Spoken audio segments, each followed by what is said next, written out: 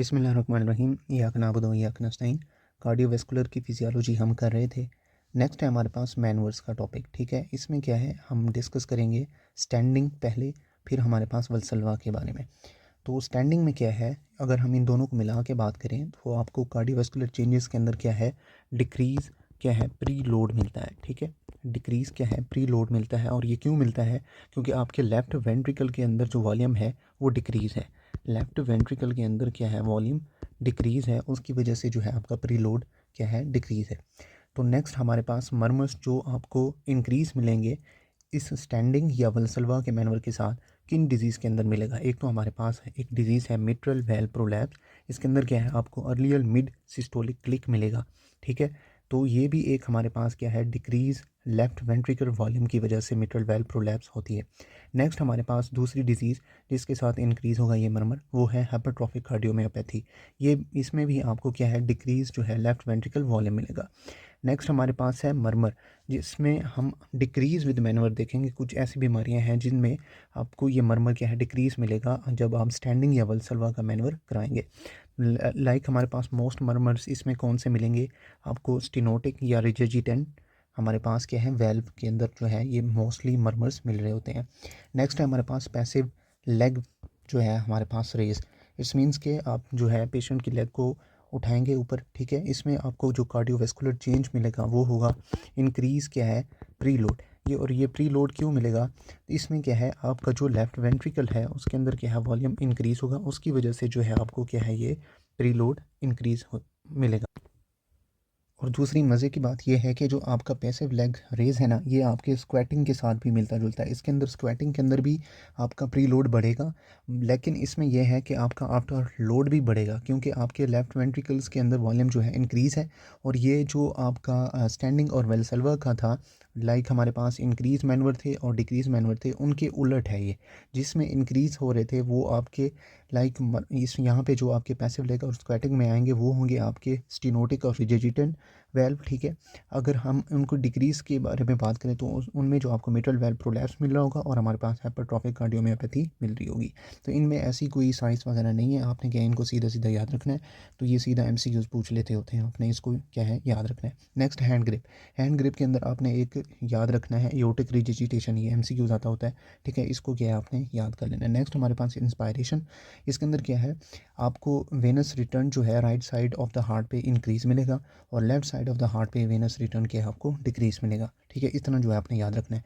अगर मैं इनका निचोड़ बताऊं, लाइक हमारे पास स्टैंडिंग मैनवर का, ठीक है, स्टैंडिंग मैनवर, तो इसमें क्या है, आपका वेनस रिटर्न जो है हार्ट की तरफ डिक्रीज़ होगा। वेनस रिटर्न क्या है, हार्ट की तरफ क्या है, डिक्रीज़ होगा। एज वेल एज ये आपको पेरिफेरल क्या है, वेस्कुलर जो है रेजिस्टेंस में भी डिक्रीज़ मिलेगा।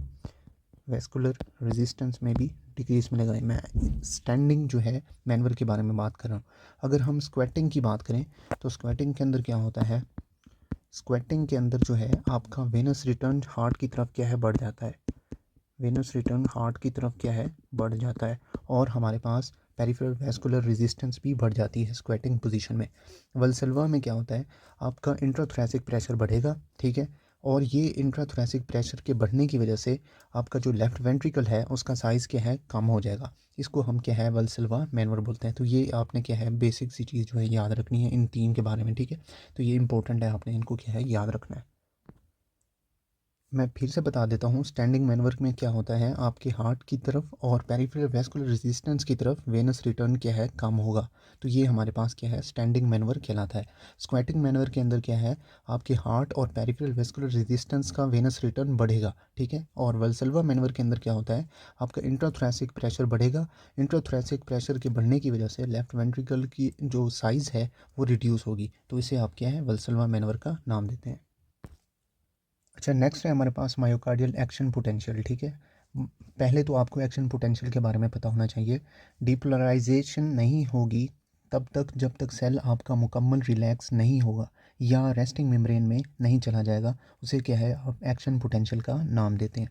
ठीक है, तो इसमें जो है आपको मायोकार्डियल एक्शन पोटेंशियल के अंदर क्या है, 5 फेज़ मिलते हैं। पहला फेज़ जो है 0 होता है, 1 2 3 4, ये जो है आपके 5 फेज़ हैं। इसमें जो है आपने इसको स्टडी कर लेना है, लेकिन मैं 2-3 चीज़ें बताता हूँ, वो आपने याद रख लेनी है। अगर आपको समझ ना आए तब आप जो है कमेंट में पूछ सकते हैं, ठीक है। इसमें क्या है, आपने मायोकार्डियल एक्शन पोटेंशियल के अंदर चीज़ रखनी है, वो एक है प्लेटियो फेज़। प्लेटियो फेज़ क्या होता है, लाइक आपका ये सेल है, ठीक है, एक सेकेंड, लाइक ये आपका सेल है, ठीक है, यहाँ से आपका एक सेल अंदर आ रहा है, ठीक है, लाइक पोटेशियम है, और यहाँ से जो है आपका क्या है, कैल्शियम बाहर जा रहा है, ठीक है। तो लाइक आपका सेल एक अंदर आ रहा है, दूसरा जो है बाहर जा रहा है, इसको क्या है, आप क्या है, प्लेटियो फेज़ का नाम देते हैं, ठीक है। इक्वली जो है सेल आपका अंदर और बाहर जाए, इसे आप प्लेटियो फेज़ का नाम देते हैं। एक चीज़ आपने ये याद रखनी है, ठीक है। नेक्स्ट है आपका जो एमसीक्यूज़, वो ये है कि आपके सैक्रोप्लाज्मिक रेटिकुलम के अंदर क्या है, कैल्शियम स्टोर होती है, ठीक है। ये एक एमसीक्यूज़ आपने याद रखना है। नेक्स्ट ये है कि कार्डिक मायोसाइट्स जो हैं वो इलेक्ट्रिकली कपल्ड होते हैं, किस चीज़ के ज़रिए से, गैप जंक्शंस के ज़रिए से, ठीक है। ये एक चीज़ आपने याद रखनी है, ठीक है। तो मायोकार्डियल एक्शन पोटेंशियल के अंदर क्या है, आपने एक्शन पोटेंशियल की डेफिनेशन याद रखनी है। दूसरा प्लेटियो फेज़ के बारे में याद रखना है। तीसरा आपने ये याद रखना है कि सैक्रोप्लाज्मिक रेटिकुलम के अंदर क्या है, आपकी कैल्शियम स्टोर होती है सेल के अंदर, ठीक है। नेक्स्ट आपने ये याद रखना है, जो आपके कार्डिक मायोसाइट्स होते हैं वो इलेक्ट्रिकली कपल्ड होते हैं एक दूसरे के साथ बाय गैप जंक्शन से, ठीक है। ये चीज़ आपने क्या है, इसको पढ़ लेना है। नेक्स्ट हमारे पास पेस मेकर एक्शन पोटेंशियल है। इसके अंदर क्या है, आपको 3 फेज़ मिलते होते हैं, ठीक है। ये भी आपको क्या है, फेज़ 0 से मिलेगा। इसमें क्या है, फेज़ 1 और फेज़ 2 जो है एब्सेंट मिलेंगे। तो ये एक एमसीक्यूज़ बन सकता है, आपने इसको याद रखना है। पेस मेकर एक्शन पोटेंशियल के अंदर क्या है, फेज़ 1 और फेज़ 2 क्या है, एब्सेंट होते हैं। तीसरा आपके पास फेज़ 3 होता है और हमारे पास फेज़ 4। तो ये जो है, इनको आपने एक बार पढ़ लेना है, ठीक है। और ये पेस मेकर एक्शन पोटेंशियल कहाँ पे अकर हो रहे होते हैं, आपके एसए और एवी नोड के अंदर क्या है, ये अकर हो रहे थे। तो ये एक चीज़ आपने याद रखनी है पेसमेकर एक्शन पोटेंशियल के अंदर, ठीक है। बाकी आपने पढ़ लेना है, और समझ ना आए तो फिर आपने क्या है, मुझसे पूछ लेना है। अच्छा, नेक्स्ट पेसमेकर एक्शन पोटेंशियल के बाद आपका जो टॉपिक आता है फर्स्ट एड के अंदर, वो है इलेक्ट्रोकार्डियोग्राम।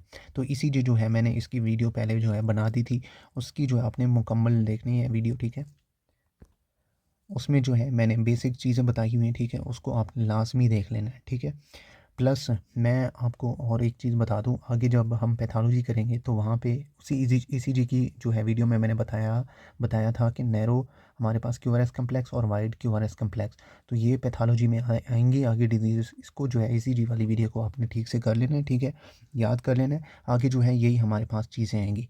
तो आपने ईसीजी के अंदर एक चीज़ याद रखनी है, यहाँ पे जो है टॉपिक अभी मैं नहीं पढ़ा रहा क्योंकि मैंने ईसीजी पहले से करा दी है।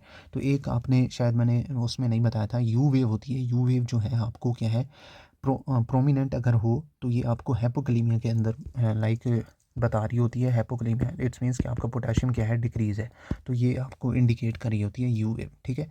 बाकी जो है इसमें ईसीजी को आपने फर्स्ट एड के अंदर पढ़ लेना है। बाकी जो मैंने ऊपर पढ़ाया था वीडियो के अंदर, वो आपने एक बाय एक चीज़ जो है उसको याद रखना है। नेक्स्ट हमारे पास जो ईसीजी के बाद टॉपिक है, वो है आपका atrial natriuretic peptide, ANP, जिसे आप क्या है नाम देते हैं। तो इसके नाम में ही है, ये आपका कहाँ से रिलीज़ होता है, आपके एट्रियल के मायोसाइट से रिलीज़ होगा एएनपी, ठीक है। और इन रिस्पॉन्स आपके जब ब्लड वॉल्यूम और एट्रियल प्रेशर बढ़ेगा, तब ये आपका एट्रियल मायोसाइट से रिलीज़ होगा एएनपी, ठीक है। और ये एक्ट करता है लाइक सीजीएमपी की तरह, ठीक है। ये एक आपने चीज़ याद रखनी है। और इसमें आपने क्या चीज़ याद रखनी है, काजेज़ में, लाइक आपकी वेजोडाइलेशन होना, या आपकी डिक्रीज सोडियम रीअब्जॉर्प्शन हो। कहाँ पे हो रही होती है आपकी सोडियम रीअब्जॉर्प्शन, आपके किडनीज़ के अंदर। किडनीज़ पे कहाँ पे, आपकी कलेक्टिंग टिब्यूल्स के अंदर जो है हमारे पास सोडियम की रीअब्जॉर्प्शन हो रही होती है। अगर ये सोडियम हमारे पास डिक्रीज रीअब्जॉर्ब हो, इट्स मीन्स कि हमारे पास ये one of the atrial natriuretic peptide की क्या है, काज है। नेक्स्ट हमारे पास आपकी लाइक जानते होंगे आप कि एफरेंट और इफरेंट आर्ट्रियोल्स होती हैं। जो एफरेंट होती हैं लाइक वो आपकी आर्ट्रियोल्स और वो आपको डायलेट मिलती हैं, जबकि इफरेंट आर्ट्रियोल जो हैं वो आपको कंस्ट्रिक्ट मिलती हैं। और ये प्रमोट कर रही होती हैं डायूरेसिस को। डायूरेसिस क्या है, इस मीन्स कि आपका जो फ्लूइड है वो यूरिन के अंदर क्या है, निकल रहा है। तो एक आपने ए एन बी के अंदर चीज़ याद रखनी है, आप जो है अगर एट्रियल नाइट्रियूरेटिक लाइक हमारे पास पेप्टाइड दे रहे हैं, तो वो आपके एल्डोस्टेरोन को क्या है, इनहिबिट करती है, ठीक है। एल्डोस्टेरोन को क्या है, इनहिबिट करती है एएनपी। तो ये एक एमसीक्यूज़ है, इसको क्या है आपने याद रखना है एएनपी के अंदर, ठीक है। तो इट्स मीन्स इसके नाम में ही एट्रिया एट्रिया इट्स मीन्स कि एट्रियल मायोसाइट से क्या है ये रिलीज़ होगा जब आपके ब्लड वॉल्यूम और एट्रियल प्रेशर बढ़ेंगे, तब ये आपका एएनपी जो है इंक्रीज़ होता है। नेक्स्ट हमारे पास बी टाइप है जिसे आप ब्रेन नेट्रीयूरेटिक पेप्टाइड भी बोलते हैं। तो ये आपका कहाँ से क्या है रिलीज़ होता है, बी टाइप, ठीक है। ये आपका वेंट्रिकल मायोसाइट से क्या है रिलीज होगा जब आप लाइक कोई टेंशन ले लेते हैं इंक्रीज, ठीक है, उसकी वजह से हमारे पास आपके वेंट्रिकुलर मायोसाइट से ये रिलीज होगा। और इसका जो है आपका फिजियोलॉजिक एक्शन जो है वो सेम टू सेम एएनपी के साथ मिलेगा। लेकिन एक चीज़ आपने एएनपी के अंदर याद रखनी है, उसकी शॉर्ट हाफ लाइफ होती है, जबकि बी टाइप के अंदर क्या होता है आपको जो है लॉन्गर हाफ लाइफ मिलेगी, ठीक है। और ये बीएनपी जो है आपको ब्लड टेस्ट जो है लाइक आप हार्ट फेलियर को डायग्नोस करना चाहते हो तो ये बीएनपी आप परफॉर्म कर सकते हैं, ठीक है। तो ये हमारे पास एक very good negative predictive value देता है, ठीक है, बीएनपी। इतनी सी बात थी एएनपी और बीएनपी के बारे में, ठीक है। तो इसमें ऐसा कोई चीज़ नहीं है जो आपको समझ ना आई हो। एएनपी में क्या है, ये आपका एट्रियल मायोसाइट से रिलीज़ होगा, बीएनपी जो है ये आपका कहाँ से वेंट्रिकल मायोसाइट से रिलीज़ होगा। इतना ऐसा आपने क्या है याद रखना है। होप सो यहाँ तक जो है आपको समझ आ गई होगी। दूसरा जो पार्ट है वो मैं फिर बाद में जो है पढ़ाऊँगा। लाइक हमारे पास बैरो रिसेप्टर और कीमो रिसेप्टर्स हैं, वो जो है हम जो है बाद में करेंगे। तब तक अल्लाह हाफिज़, थैंक यू।